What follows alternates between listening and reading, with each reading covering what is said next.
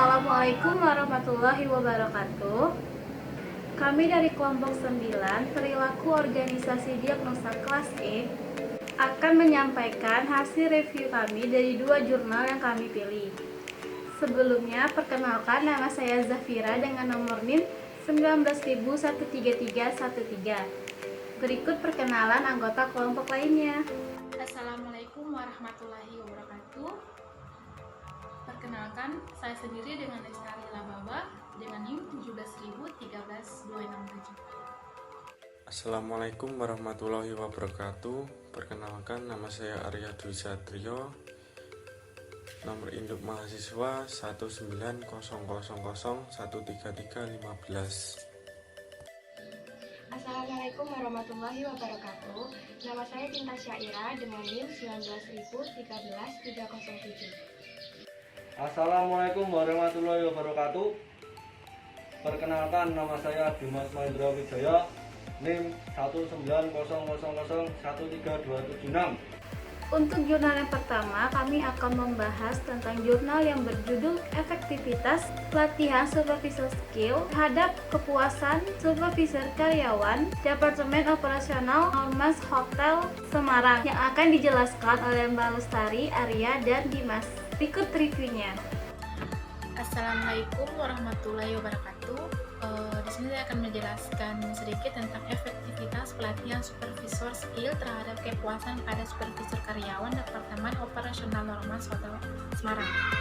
Nah, jadi supervisi yang dilakukan merupakan kegiatan pengawasan kerja sehingga sesuai dengan perencanaan dan adanya proses tindak lanjut jika terjadi ketidaksesuaian dari kepuasan bawahan kepada supervisor.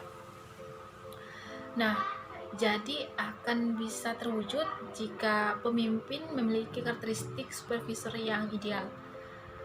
Nah, untuk karakteristik yang ideal dapat dibentuk dengan menerapkan sejumlah keterampilan yang dimiliki supervisor itu sendiri.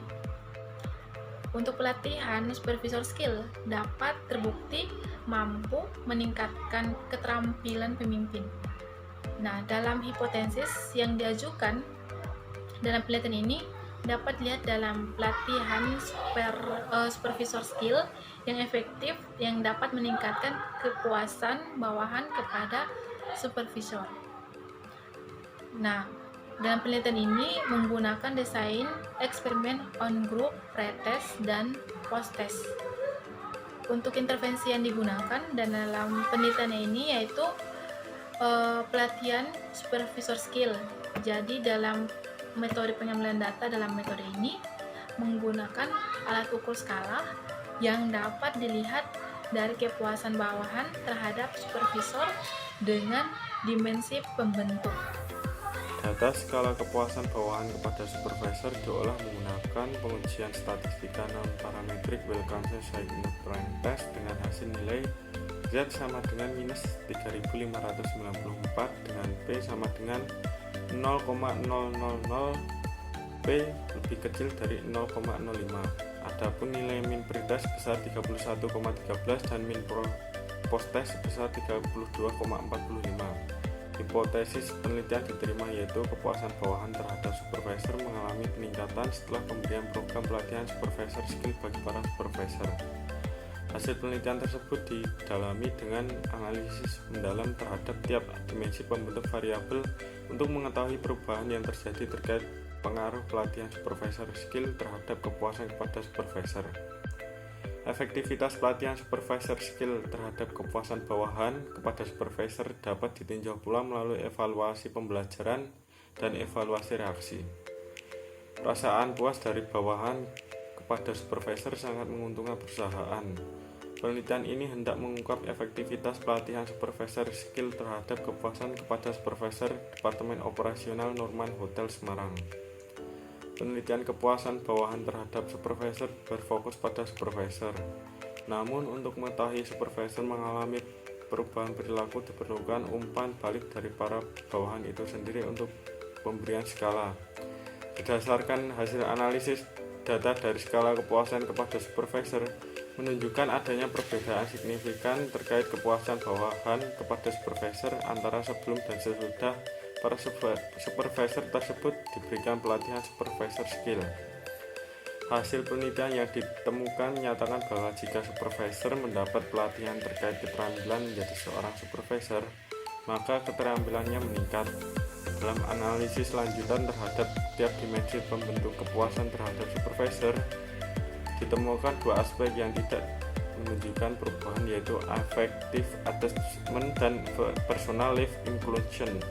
Affective attachment yang sudah terbentuk menstimulasi para karyawan untuk saling terbuka satu sama lain.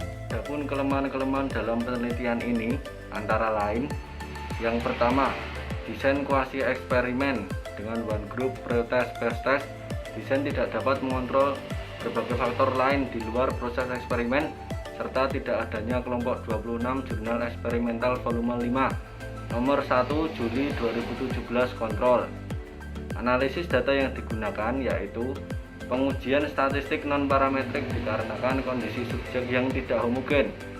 Berdasarkan hasil analisis data yang sudah dilakukan, dapat ditarik kesimpulan bahwa pelatihan supervisor skill efektif terhadap peningkatan kepuasan bawahan terhadap supervisor. Adapun syarat yang dapat diberikan adalah yang pertama, bagi pihak HRD, Normanis Hotel Semarang melakukan tindakan lanjut kepada supervisor terkait penerapan supervisor skill berupa program tindak lanjut morning cafe. Bagi penelitian selanjutnya menggunakan jenis sampel yang homogen. Setelah mendengarkan penjelasan dari jurnal yang pertama tadi, selanjutnya kita akan membahas jurnal kedua yang berjudul Pengaruh Pelatihan Transformational Leadership terhadap Kemampuan Kepemimpinan Transformasional pada Atasan di BPR X Surakarta, yang akan dijelaskan oleh saya sendiri dan Tinta Syaira. Karakteristik kepemimpinan transformasional Bass dan Alfred mengemukakan bahwa kepemimpinan transformasional memiliki 4 karakteristik atau yang disebut dengan the 4 Is. Yang pertama, idealis, influence atau pengaruh ideal atau karisma adalah kemampuan mempengaruhi bawahan tentang pentingnya nilai-nilai moral, etika, keyakinan, komitmen, dan tekad untuk mewujudkan suatu tujuan. Pemimpin menekankan dan secara konkret memaparkan rasa saling percaya karena kemampuan yang tinggi. Pemimpin dapat memecahkan berbagai masalah yang dihadapi. Yang kedua adalah inspirational motivasi atau motivasi inspirasi, merupakan kemampuan atasan merumuskan dan mengkomunikasikan visi dan misi sedemikian rupa sehingga menimbulkan inspirasi terhadap bawahan untuk berkomitmen agar mencapai tujuan. Kemampuan menginspirasi pemimpin membuat karyawan yakin bahwa tujuan dapat dicapai secara sukses. Di sini pemimpin digambarkan sebagai pemimpin yang mampu mengartikulasikan pengharapan yang jelas terhadap prestasi bawahan. Yang ketiga adalah intellectual stimulation atau stimulasi intelektual, merupakan kemampuan pemimpin dalam mendorong bawahan agar dapat mengembangkan kemampuannya, menganalisis bagaimana cara kerja baru, dan menciptakan cara kerja baru yang lebih baik. Dengan demikian, adanya dorongan tersebut membuat bawahan lebih kreatif, inovatif, dan kritis. Di sini pemimpin harus dapat mengembangkan ide-ide baru, memberikan solusi-solusi kreatif terhadap permasalahan-permasalahan yang dihadapi oleh bawahan, dan memberikan motivasi pada bawahan untuk mencari pendekatan-pendekatan yang baru dalam melaksanakan tugas-tugas organisasi. Yang keempat adalah individualist consideration atau konsiderasi individual, merupakan kemampuan pemimpin untuk memperhatikan dan memperlakukan bawahan secara individu dengan semaksimal mungkin.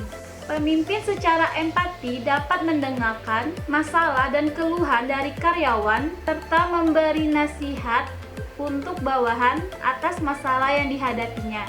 Di sini pemimpin digambarkan sebagai pemimpin yang mau mendengarkan dengan penuh perhatian masukan-masukan bawahan dan secara khusus mau memperhatikan kebutuhan-kebutuhan bawahan seperti pengembangan karir. Untuk selanjutnya akan dijelaskan oleh Tinta Syairah. Perkembangan bisnis yang demikian cepat dan ketatnya persaingan membuat sentral tenaga kerja yang menangani organisasi dari tingkat atas ke bawah semakin disadari. Banyak perusahaan mengadakan usaha khusus untuk meningkatkan sumber daya yang ada. Masalah kepemimpinan merupakan hal yang sangat penting dalam bidang industri dan organisasi karena kesuksesan organisasi sebagian besar ditentukan oleh kualitas kepemimpinan atasan atau manajer. Pelatihan transformasional leadership akan meningkatkan kemampuan manajer untuk lebih berpusat pada bawahannya daripada berpusat kepada hasil kerja. Kepemimpinan transformasional pada manajer adalah kemampuan, kesanggupan, dan daya upaya pemimpin dalam memengaruhi dan mengendalikan bawahan melalui komunikasi dan tindakan yang menyebabkan perubahan positif perusahaan. Kepemimpinan transformasional mempunyai 4 karakteristik kepemimpinan transformasional yang meliputi pengaruh ideal perilaku, karismatik, motivasi, inspirasi, stimulasi intelektual, dan konsiderasi individu. Pelatihan transformasional leadership efektif untuk meningkatkan kemampuan para manajer dalam bekerja karena pelatihan ini selain menggunakan metode ruang kelas juga menggunakan metode demonstrasi dan contoh. Metode ruang kelas merupakan metode training yang dilakukan di dalam kelas walaupun dapat dilakukan di area pekerjaan. Metode ini meliputi pengajaran berprogram, konferensi, kuliah, studi kasus, dan bermain peran. Sedangkan metode demonstrasi menunjukkan dan merencanakan bagaimana suatu pekerjaan dilakukan. Metode ini melibatkan penguraian dan contoh-contoh. Metode ini efektif karena lebih mudah menunjukkan kepada peserta tata cara mengerjakan tugas. Selanjutnya, untuk mengetahui efektivitas dari pelatihan dapat dilihat dari tingkat reaksi, tingkat pembelajaran, dan tingkat perilaku. Tingkat reaksi menuju pada hasil evaluasi peserta pelatihan mengenai program training fasilitas pelatihan. Semakin baik reaksi peserta pelatihan mengenai program, trainer, dan fasilitas pelatihan, maka pelatihan dianggap semakin efektif karena dianggap proses belajar didukung dengan lingkungan belajar yang kondusif. Dapat diambil kesimpulan ada pengaruh pelatihan transformasional leadership terhadap kemampuan kepemimpinan transformasional atasan. Artinya, kemampuan kepemimpinan transformasional atasan setelah mengikuti pelatihan lebih tinggi dibandingkan sebelum mengikuti pelatihan transformasional leadership. Itulah penjelasan dari kami tentang 2 jurnal yang kami pilih. Semoga dapat teman-teman pahami dan dimengerti. Sekian penjelasan dari kami. Wassalamualaikum warahmatullahi wabarakatuh. Terima kasih.